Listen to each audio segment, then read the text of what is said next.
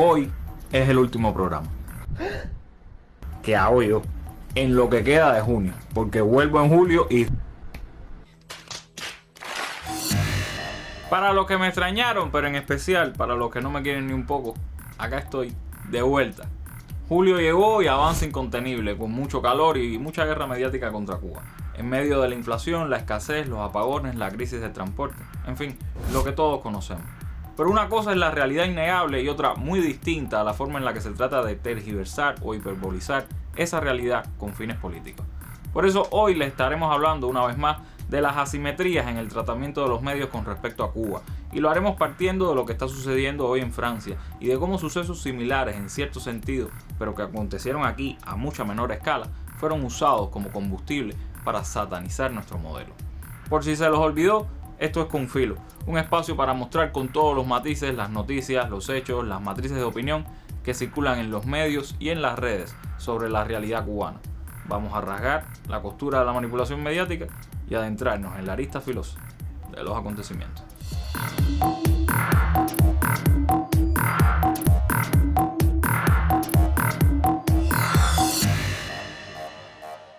Pero antes de entrar en el tema principal, hagamos un recuento sobre algunos tópicos sobre Cuba o que de alguna forma nos afectan y que han circulado en las redes. Tiempo para un pase de lista. Da igual lo que haga el gobierno cubano, sus enemigos siempre lo criticarán. Se llama objetividad, o al menos así lo quieren vender. Por eso pueden decir que el socialismo es un modelo agotado, pero criticar una medida a favor de la propiedad privada que toma el Estado. Pueden denunciar el pensamiento dogmático de los que insisten en llamar a Estados Unidos enemigo histórico, llamando a un mayor acercamiento, pero criticando cualquier otra alianza que se busque con terceros países. Nada, que en cualquier caso, lo que quieren es un trozo del pastel. Pero no ha sido la geopolítica o las reformas económicas en Cuba las que han acaparado titulares. No, fue un tiburón azul capturado por pescadores en el malecón habanero lo que se hizo viral. Por supuesto, los de siempre intentaron mostrar esa noticia como síntoma de precariedad o para alarmar a sus lectores. Estas son dos tácticas predilectas en la guerra mediática contra Cuba: potenciar el descontento con las condiciones objetivas de vida a partir de casi cualquier dato y provocar miedo e incertidumbre. La irritación y el temor son aliados indiscutibles de la manipulación, porque tienden a anular el pensamiento crítico. Sin embargo, hay que contrastar fuentes, tratar de llegar a la información verdaderamente objetiva, como la publicada por la página en Facebook Tiburón Proyecto Subacuático, que desmintió varios datos erróneos o deliberadamente falsos.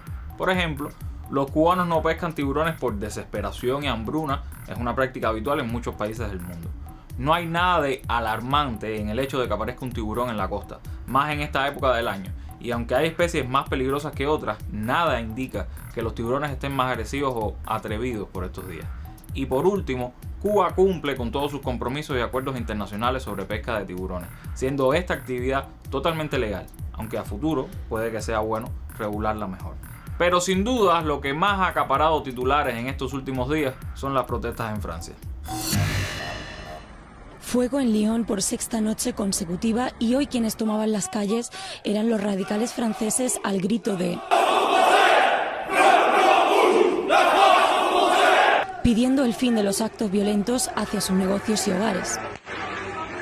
El gobierno ha mantenido un día más el dispositivo especial de 45.000 agentes para acabar con los disturbios en el país. Esto después de un fin de semana en el que los ataques no han cesado. Este domingo unos rebeldes se empotraban este coche en la casa del alcalde de un municipio cercano a París. Las imágenes hablan por sí solas. El pueblo de Cuba está nuevamente en la calle. Y lo sé porque vemos las imágenes a través de las redes sociales. Por eso, quiero que ese pueblo sepa que yo, como su congresista, estoy con ustedes. Les estoy dando ánimo, les estoy dando fuerza. Y por favor, envíenme cualquier imagen que usted pueda ahora sobre lo que está pasando en las calles. Por supuesto, el último video no es reciente, es de hace par de años, cuando el 11 de julio. En ese entonces lo que sucedía en Cuba no eran disturbios, sino resistencia ante la cruel dictadura.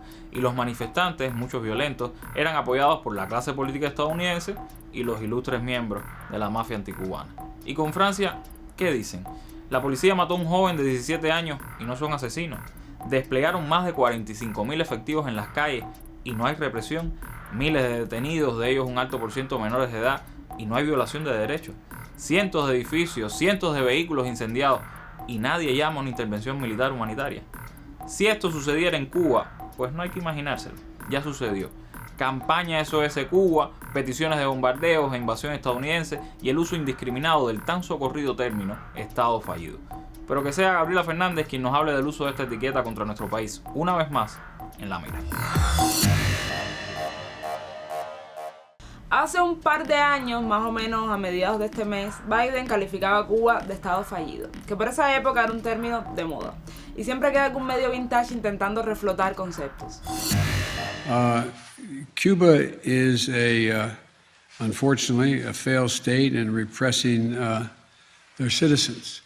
There are a number of things that we would consider doing to help the people of Cuba, but it would require a different circumstance or a guarantee that they would not be taken advantage of by the government. Un medio que se dedica a la propaganda contra el gobierno cubano hizo todo un estudio serio con opiniones expertas y fuentes confiables, pero la conclusión fue que Cuba no es un estado fallido. Así que tuvieron que recurrir a fuentes menos estrictas. En la Wikipedia se encontraron con una guía express de 18 puntos que, si se aplica como si fuera una receta, nos daría una mesa buffet de estado fallido. Yo soy de aquí, de la ciudad de Tampa.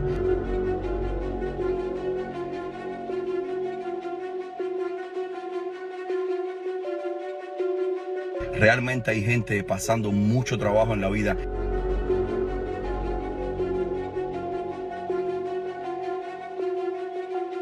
Hay personas pasando necesidad. Y tú dices, no, pero aquí en Estados Unidos pasando hambre, mi gente. Aquí en Estados Unidos hay gente pasando hambre.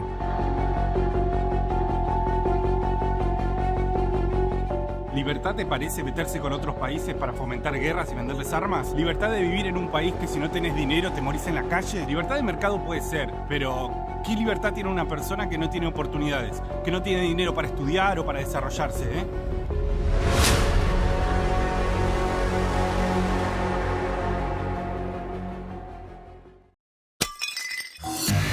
Por eso la política lleva cierto grado de análisis, de contexto. No es marcar verdadero o falso en un test de una fuente no corroborada. Sería interesante terminarles el trabajo y analizar punto por punto los argumentos. Ya hemos hablado de algunos aquí, van desde el fenómeno de la emigración hasta otros tan discutibles como el bajo porcentaje de personas con educación superior. Pero ya le devolví el programa a Michelle, así que iremos analizando en otras oportunidades. Por ahora, nos vemos en La Mira.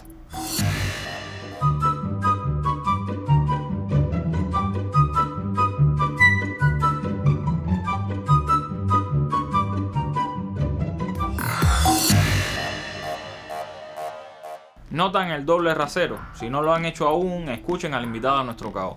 Si lo notaron y lo entendieron ya, pues escuchen de todas formas, que nunca está de más.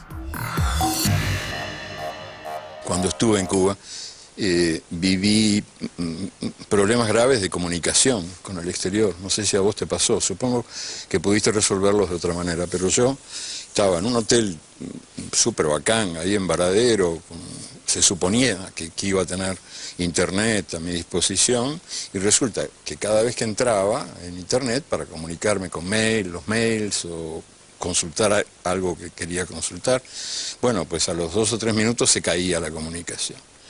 Y yo no lo entendía. ¿Por qué? Porque me decían, eso no puede ser, probá de nuevo, inténtalo de nuevo, chico, inténtalo otra vez. Bueno, hasta que por fin apareció un cartelito, que fue un acto de sinceridad imperialista muy interesante, que en inglés me decía, "You're trying to enter from a forbidden country". O sea, está usted intentando entrar desde un país prohibido. Y me pareció muy interesante que lo reconocieran los propios administradores del negocio universal de la comunicación. Era un cartel puesto por Google, pero bueno, era un país prohibido. Entonces, país prohibido podría ser un buen título, porque en definitiva lo han prohibido, no por sus defectos, que son enormes, ni que hablar, muchísimos, y cosas con las que uno discrepa. Yo siempre con Cuba y con todos los demás, ¿no?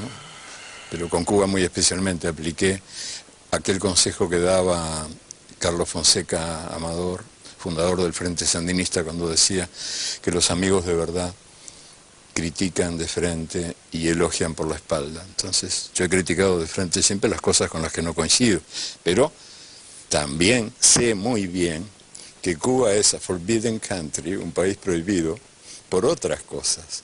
Porque es un ejemplo de dignidad de un país chiquito y pobre que ha logrado sobrevivir a 12 presidentes de los Estados Unidos que se lo quisieron almorzar con cuchillo y tenedor, y que además de ser un símbolo de dignidad, es el país más solidario del mundo. Cuando ocurrió el terremoto de Haití, este terremoto atroz, los primeros médicos en llegar fueron médicos cubanos, 500 médicos cubanos. Y otros 500 médicos haitianos habían sido formados en Cuba gratuitamente, sin pagar un centavo. O sea, es el país más solidario del planeta, sin ninguna duda. Que lo anterior no los lleve a la conclusión de que aquí en Cubita la Bella todo está bien. No es el caso. Tenemos muchos problemas sociales, económicos, políticos. Hay un evidente aumento de la desigualdad. Hay personas que se sienten desamparadas. Hay condiciones estructurales de injusticia que debemos enmendar. Todo eso es cierto y nos tiene que preocupar en todo momento. Pero lo que hacen los enemigos de este proyecto, que en su esencia es mucho más humano y equitativo que cualquier cosa que ellos puedan ofrecer, es tratar de usar esa irritación, ese descontento para avanzar en su agenda. Y para eso se valen también de la artillería mediática, que convierte cualquier hecho en un suceso extraordinario. De ahí que unas horas de protesta en Cuba hace par de años siguen siendo material de estudio y hasta ocupan algún titular. Pero de estas jornadas de manifestaciones y represión en Francia, nadie hablará en pocas semanas, o incluso días. Eso es lo que intentamos denunciar en este programa.